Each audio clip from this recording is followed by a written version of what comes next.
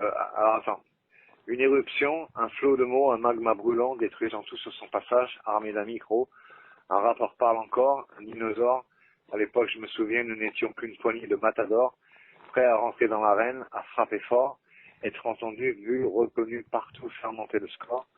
Dans un système toujours le même, et qui le sera toujours.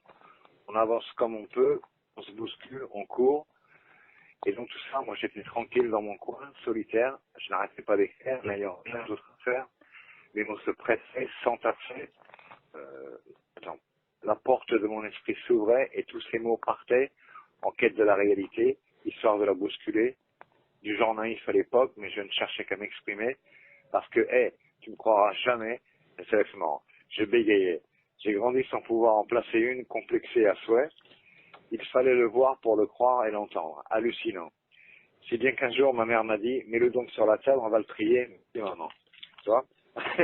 Et mon père, écrasé de fatigue dans son fauteuil, avec une santé dont il pouvait faire son deuil, un sourire presque amical bordait son visage, ses yeux semblaient me dire quelque chose qui aujourd'hui me fout la rage.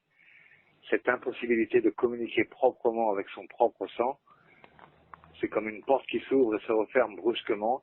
Elle claque, elle brûle, elle déchire. En fait, elle ne s'ouvrait que sur le néant, cette porte dont j'ai mis tant d'années à guérir. Après fantôme de souvenirs, il danse dans ma mémoire, tourner manège, ainsi soit-il, ce n'est qu'un au revoir.